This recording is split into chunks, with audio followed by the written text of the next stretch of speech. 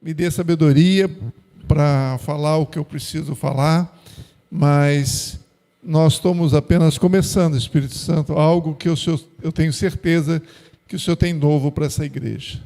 Então, eu te peço que me ajude agora. Obrigado.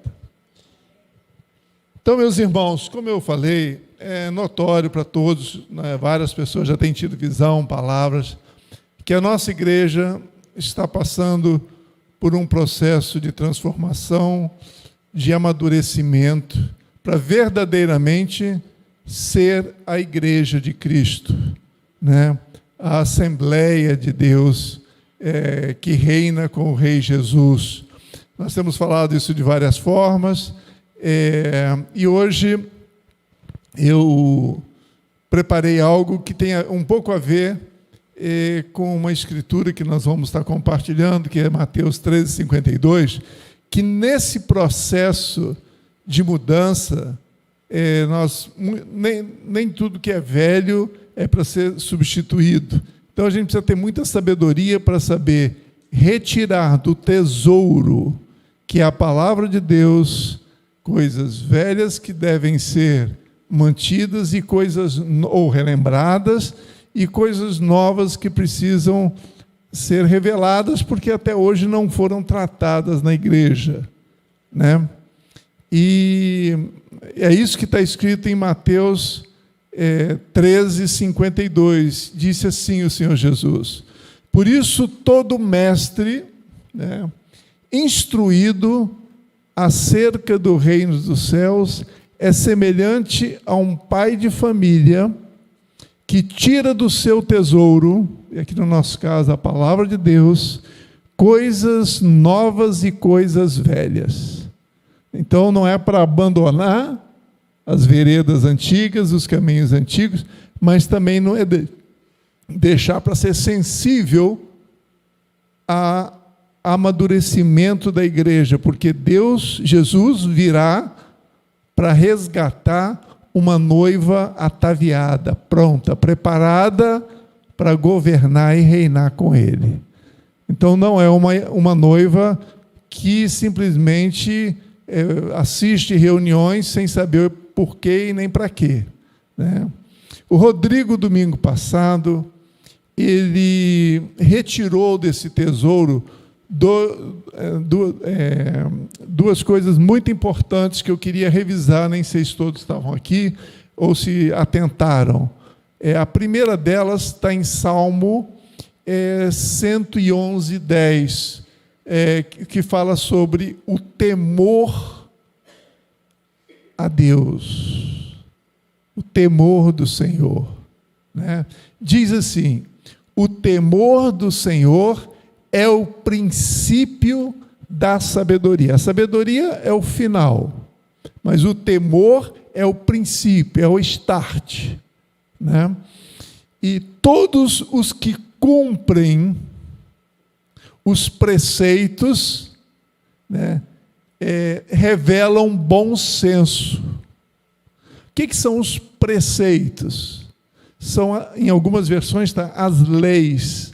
Então, todos que têm ciência, que obedecem, que meditam, bem-aventurados aqueles que meditam na palavra de Deus, na lei do Senhor, nos princípios e valores, e procuram aplicá-los, eles serão bem-sucedidos, né? Então, o temor a Deus, ele, num tempo em que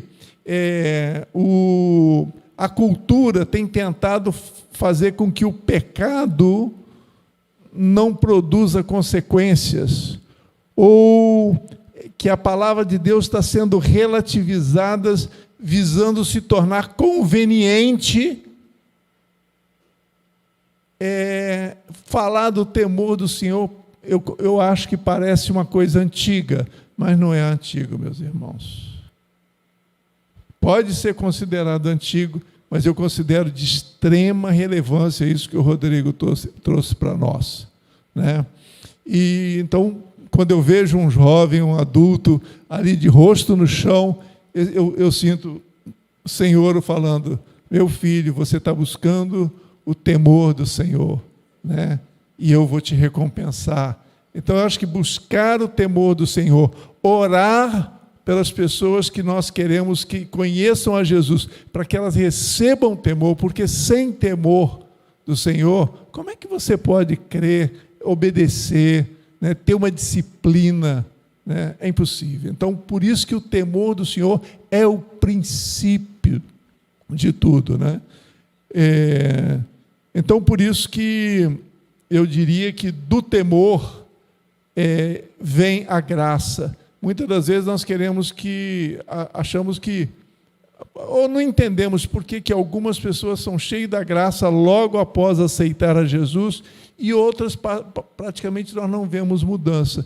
Eu acho que é porque faltou nessa pessoa, talvez ela tenha aceito a Jesus numa motivação qualquer, né? Mas não foi com a motivação do temor do Senhor, que é temor no sentido de respeito, de honra a Deus. Né?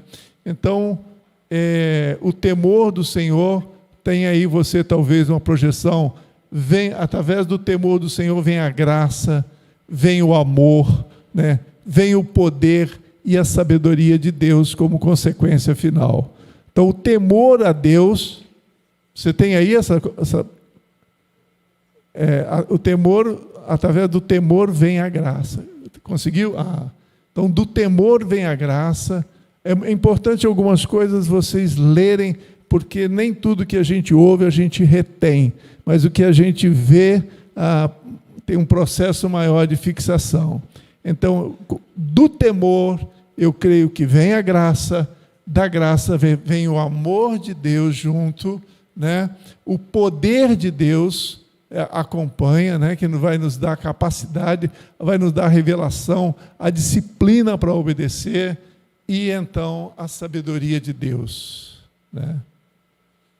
Então, o temor de Deus eu considero como a chave, né, para uma vida de obediência e êxito bem-sucedida.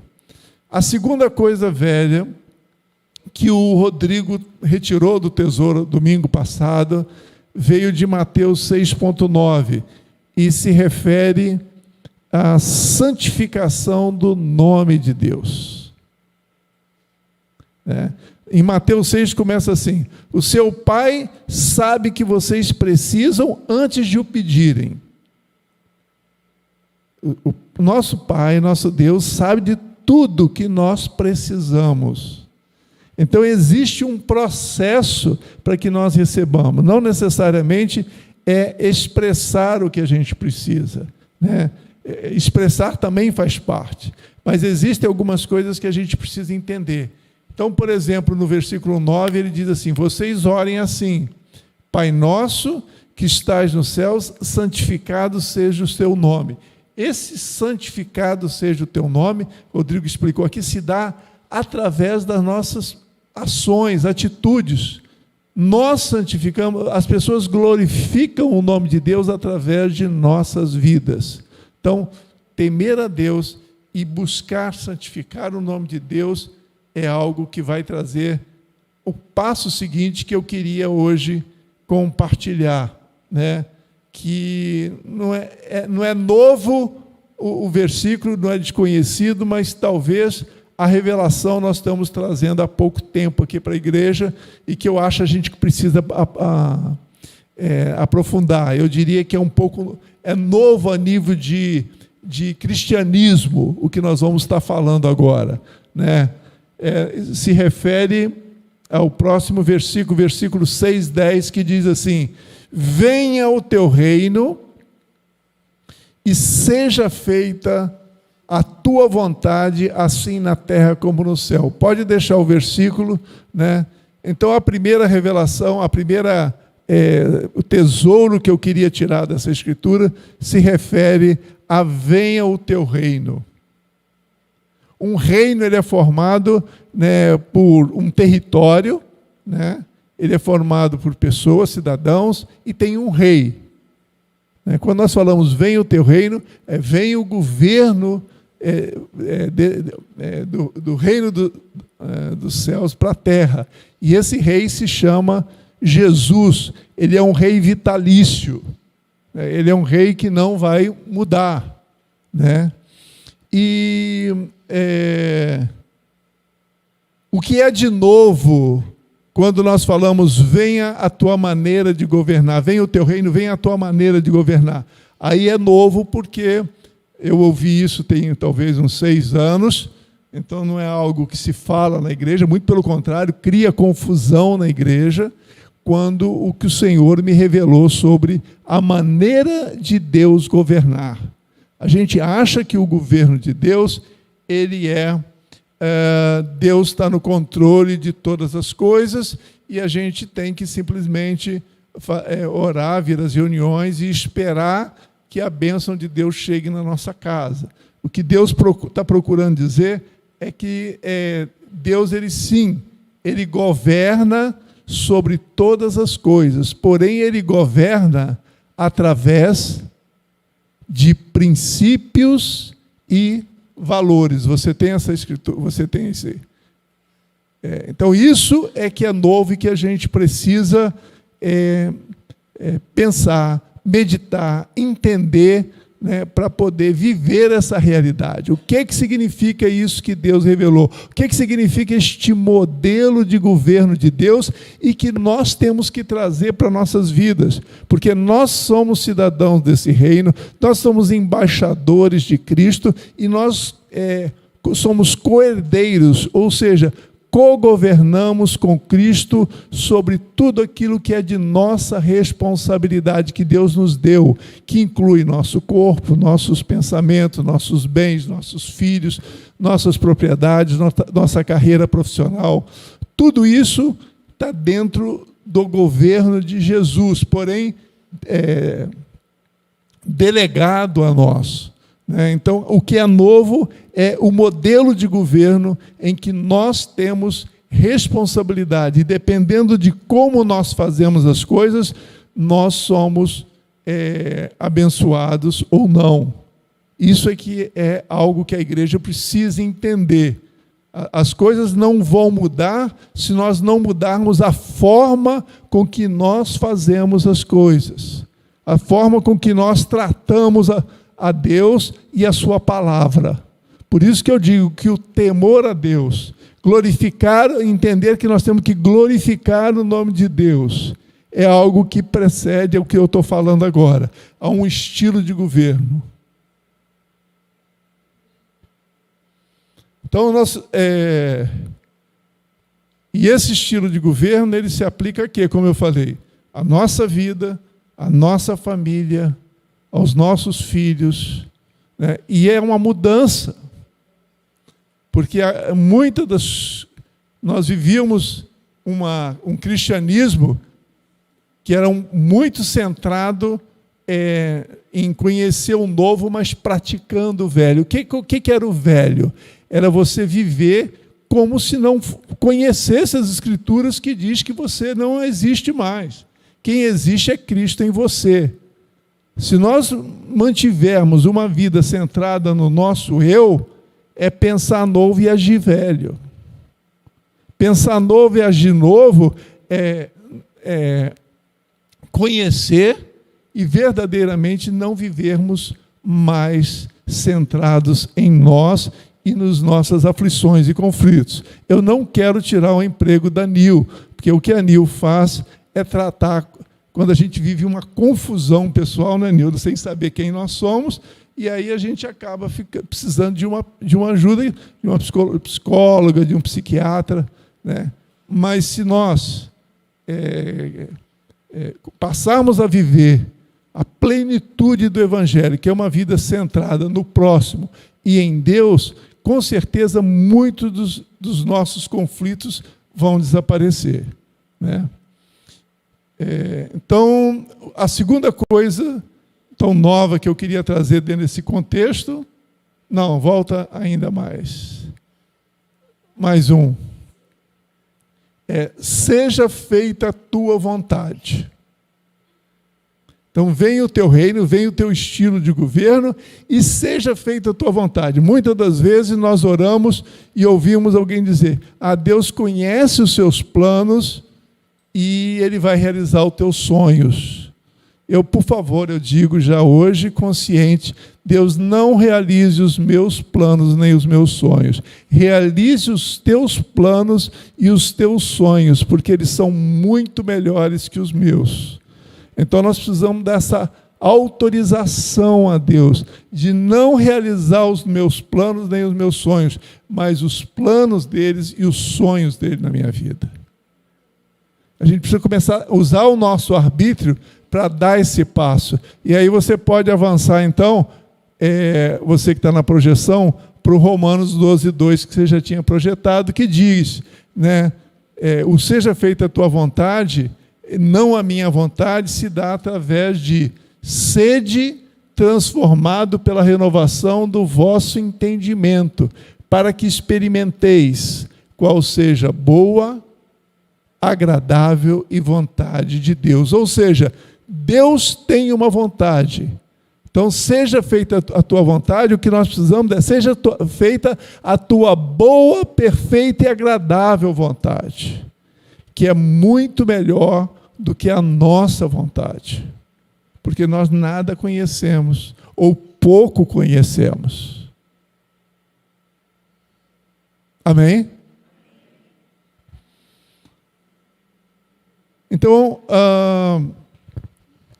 dentro, como eu falei já há pouco, dentro de satisfazermos a vontade de Deus, há uma decisão que nós precisamos tomar, que é nos arrependermos de vivermos segundo os princípios, porque todo princípio desse mundo visa em você satisfazer desejos, seja da carne, dos olhos, dos pensamentos, ou seja, na busca do prazer. E, na realidade, o caminho de Jesus não foi o viver o prazer, mas a escolha dele foi a da cruz. Então, parece que é uma coisa meio masoquista. Você fazer uma escolha pelo caminho estreito, que seria o caminho da dor, né? Só que é dor para a nossa alma, dor para o nosso ego, mas para o nosso espírito é vida, é paz, é alegria. Todos entenderam? Dor para o nosso ego, para o nosso egoísmo. Isso é uma decisão que a gente precisa tomar. E essa decisão, essa escolha, é no nosso dia a dia, né? Então, pela desobediência, né, aos princípios e valores do reino de Deus, nós somos mal-sucedidos espiritualmente, né, socialmente, relacionalmente e economicamente. Pelos conhecer, né, eu acho que você tem aí, conhecer e obedecer os princípios e valores do reino de Deus nos faz bem-sucedidos espiritualmente, socialmente e economicamente.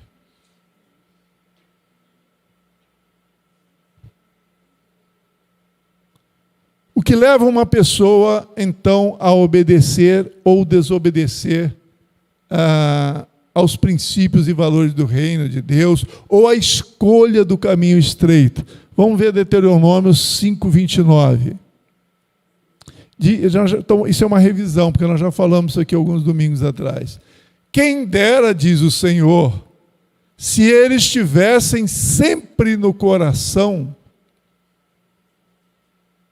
essa disposição para temer-me.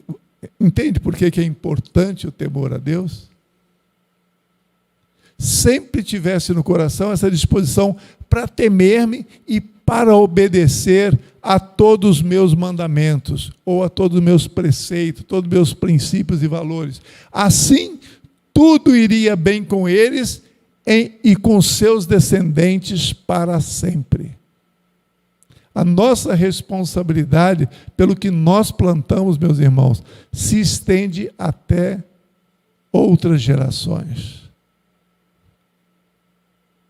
E muitas das coisas que nós colhemos hoje é porque não foi plantado isso dessa forma nas gerações que nos antecederam. A desobediência, né, ela se dá por falta de temor das consequências da desobediência. Eu não creio nas consequências. Eu não tenho medo da desobediência.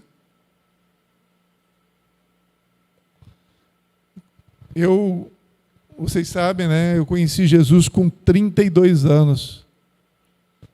Talvez dos aqui da presentes, eu tenha sido um dos que tive mais amigos antes de conhecer Jesus. Amigos mesmo.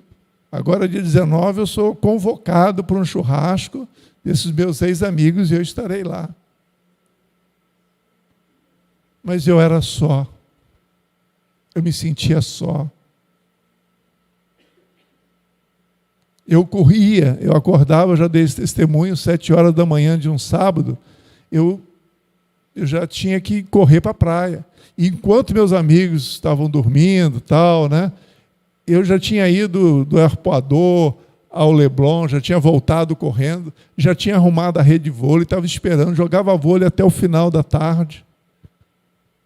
À noite saía, encontrava mais amigos, né, visitava pelo menos uns 5 pontos de encontro à noite, até dar 4 horas da manhã. Mas eu era só. Eu chegava em casa todo sábado à noite, o dia que eu saía, sexta, e quando eu botava a chave na porta, algo me perguntava, e hoje eu sei que é o Espírito Santo, o que foi diferente? Até eu chegar à minha cama, eu não tinha resposta.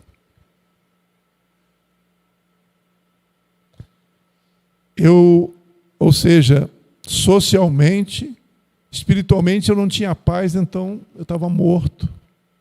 Socialmente, muitos amigos, mas era só. E economicamente, como eu já dei, aos 33 anos eu só tinha uma dívida, que era maior do que o meu bem. Então, se eu morresse ali,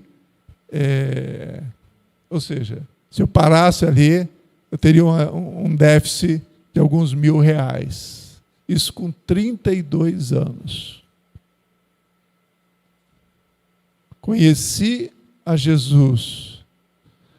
Deixei todos esses meus amigos, porque era incompatível o que eles faziam, falavam, né? Não deu mais para conviver todo dia. Tive até que sair dos grupos, porque as coisas que eles mandavam estavam me afetando. E na igreja, quando eu cheguei na Igreja Verbo, tinham, 8, 9 membros. E desses 8, 9, eu me relacionava com 2, 3. Mas parecia que eu tinha muitos amigos. Porque quem estava comigo sempre era o Espírito Santo, era Jesus. E Ele preenche toda a nossa necessidade social. Hoje, é claro, nós tivemos lá no retiro abundância de irmãos, né? Presentes, brincamos, etc. Mas no início não era assim. E eu sei, então, não é a quantidade, mas é com quem você anda. E andar com Jesus, Ele é suficiente. Espiritualmente, eu passei a ter paz. Eu não precisei mais desesperadamente correr de um lado para o outro, ou ficar em atividade, ou ficar pelas noites buscando pessoas para conversar. Então, a palavra de Deus, e economicamente houve uma mudança, uma transformação maravilhosa a partir do momento que eu comecei a praticar princípios da palavra de Deus. Então, diante de vocês tem alguém que aceitou rejeitar, mesmo sem entender como eu entendo hoje, tudo aquilo que dava prazer, né, e fazer uma opção para aquilo que, para a minha alma, era uma restrição, era dor. Mas me trazia um prazer diferente, uma satisfação diferente, que completa. Então, meus irmãos, a conclusão é que o temor, né, leva à obediência e ao sucesso espiritual, social e econômico. E um outro princípio master, né, que nós tratamos nesse retiro, porque o reino de Deus é como eu falei, o Senhor Jesus, o nosso Deus, ele reina através de princípios e valores. Quando você pratica um princípio, você automaticamente é muito abençoado. Então, o segredo, o poder está em conhecer e obedecer. Nós muitas vezes achamos que o poder de Deus se manifesta numa cura. Não, mas o poder de Deus se manifesta na obediência. Então, quando eu declaro para alguém seja curado, eu estou obedecendo uma palavra que diz que se eu declarar seja curado, vai ser curado. Mas o poder está em eu conhecer isso e obedecer.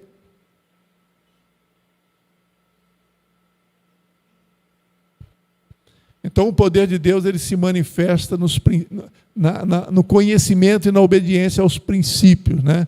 Em Lucas 22, 26, o Senhor Jesus deu o exemplo do princípio que foi o maior exemplo, né, da prática de viver o princípio, que é um dos princípios magistrais, principais do seu reino. Quando ele diz assim, né, Jesus lhes disse, os reis das nações dominam sobre ela e os que exercitam autoridade sobre ela são chamados benfeitores. Mas nós, não serão assim, pelo contrário. O maior entre vocês deverá ser como o mais jovem e aquele que governa como o que serve. Pois quem é maior, o que está à mesa ou o que serve? Não é o que está à mesa, mas eu estou entre vocês como quem serve. Se o Rei dos Reis, o Senhor dos Senhores, está entre nós como quem serve, como é que nós devemos estar entre nós?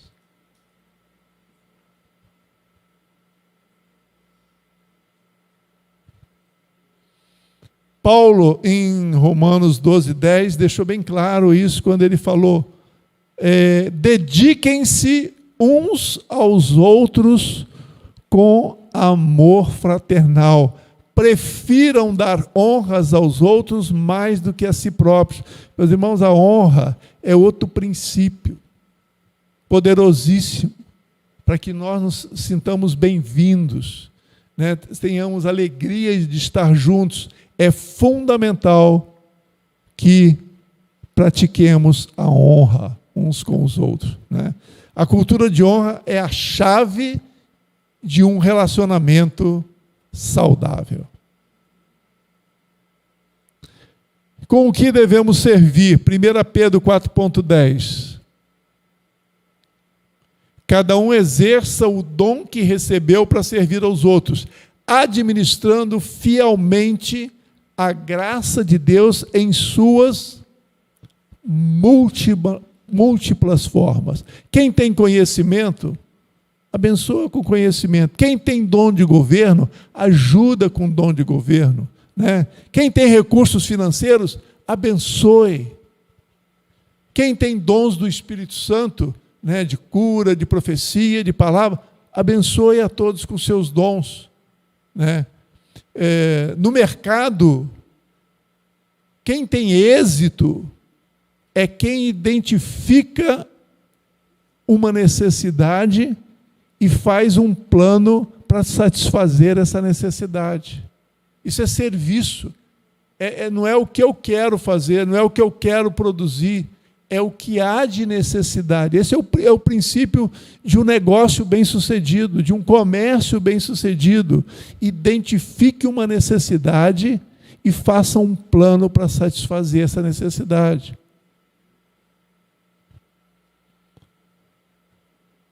Então, onde ou quem servir, né? A Deus cuidando da terra e tudo que nela há. Sexta-feira foi um dia muito triste para mim, porque apareceu um gatinho lá no sítio, com a cabeça que tinha, assim, totalmente destruída, cheia de bichos. e eu não pude cuidar desse bicho. Então eu fiquei me cobrando, né? Porque eu falei, isso é uma criatura de Deus, né? E eu me senti incapaz. Mas que coisa boba. Eu me senti incapaz de cuidar daquele bicho, né?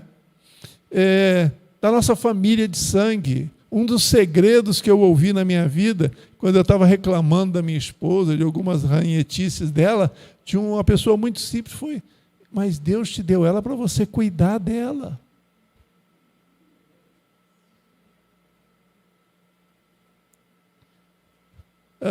Dos nossos empregadores, nossos clientes, nós devemos servir a ele como se fosse um rei, como se estivesse servindo a Cristo. É isso que está lá na carta de Efésios.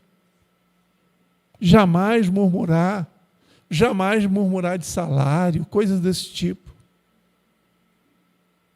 A nossa família espiritual, falamos exaustivamente 2 dias e meio, ou 2 dias pelo menos, como servir uns aos outros. Temos muitas necessidades.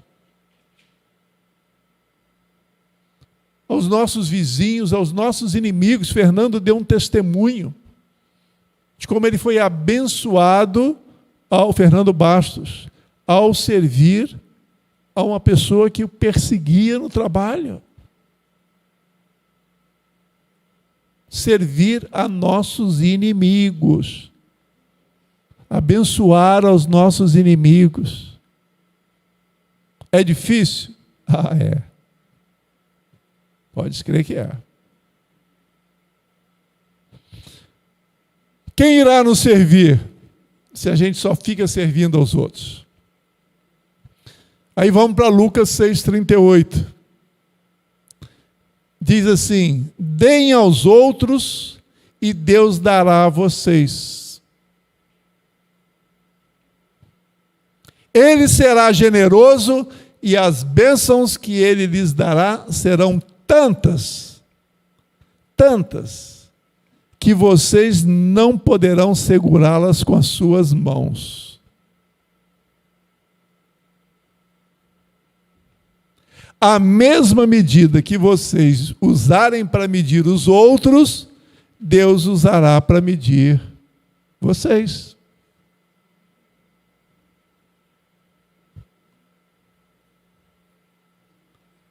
Então, conforme Lucas 6,38, o que acontece quando nós não somos sensíveis a uma necessidade que está diante dos nossos olhos e nós temos capacidade de satisfazê-la? Os irmãos, eu falei isso no retiro, acharam um pouco pesado. E eu vou ter a coragem de falar agora diante de vocês e de vocês que estão assistindo em casa. Depois vocês me perdoem. Mas a conclusão que eu tiro dessa passagem é que se nós não formos sensíveis às necessidades que estão ao nosso alcance para satisfazer, Deus não satisfará as nossas necessidades. Porque no reino de Deus é nós satisfazermos e Ele nos satisfaz.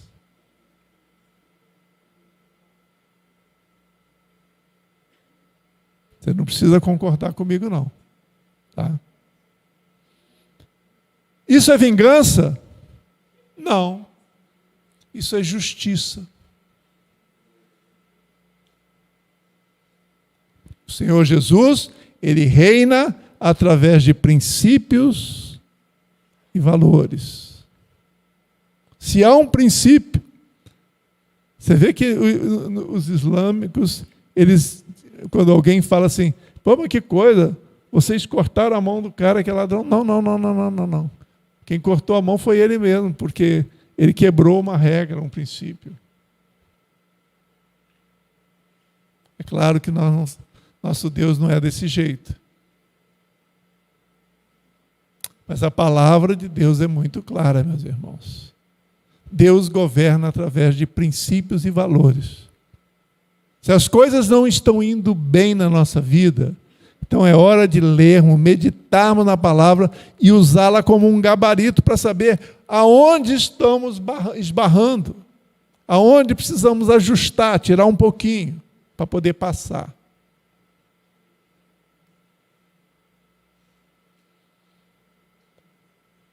Qual a nossa atitude enquanto servindo? Filipenses 2, 5-9, eu vou ler a introdução, porque o texto é longo, diz assim: seja a atitude de vocês a mesma de Cristo Jesus, que, embora sendo Deus, não considerou que ser igual a Deus era algo a que devia apegar-se, mas esvaziou-se a si mesmo, vindo a ser servo, tornando-se semelhante aos homens. E no versículo 8, e sendo encontrado em forma humana, humilhou-se a si mesmo e foi obediente até a morte de cruz. Por isso Deus o exaltou à mais alta posição e lhe deu o nome que está acima de todo nome. Então, qual é a nossa atitude enquanto servindo? De humildade, não é de vaidade.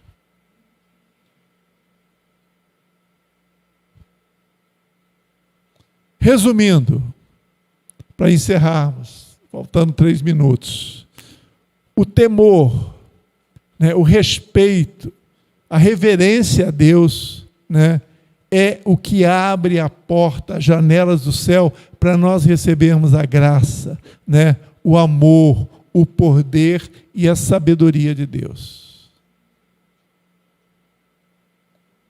Segundo, venha o teu reino, nos dispormos a cogovernarmos com Cristo, aplicando princípios e valores a tudo que nós cuidamos, administramos, assim como Jesus o faz. Seja feita não a nossa vontade, mas a perfeita vontade de Deus, e que vai nos resultar em êxito espiritual, social e econômico. Então, meus irmãos, eu queria orar agora, pedindo a Deus aquilo que meu irmão Rodrigo ele ministrou no domingo passado. Que nós nos coloquemos agora diante de Deus. E eu quero pedir, Senhor, que o Senhor nos dê o temor a Ti. O temor, Senhor, à Tua palavra. Faça-nos, Senhor Jesus, mais responsáveis.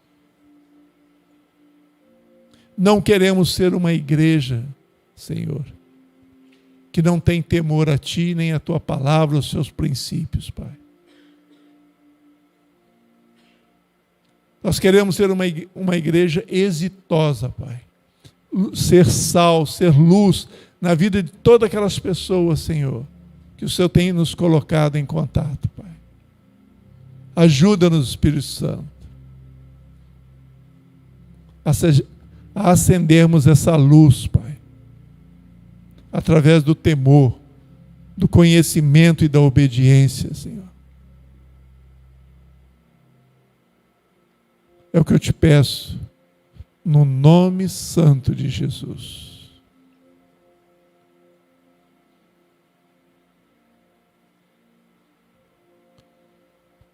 Meus irmãos, eu não quis fazer, no retiro eu falei bastante, mas não sei quantos aqui entendem o que é a escola de negócios, que nós vamos ter uma conferência dia 25.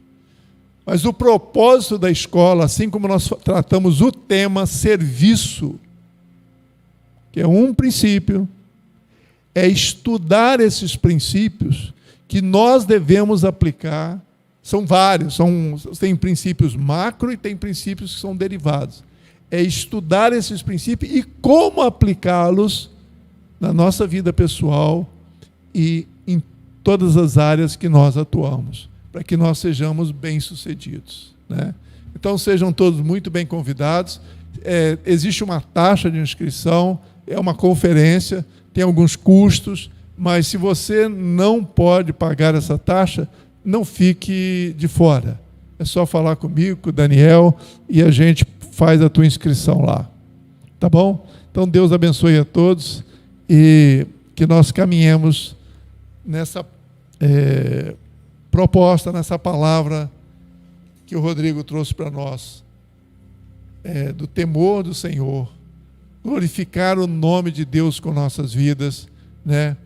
E vivermos o plano de Deus através da aplicação de princípios e valores a tudo que nós fazemos. Deus abençoe a todos.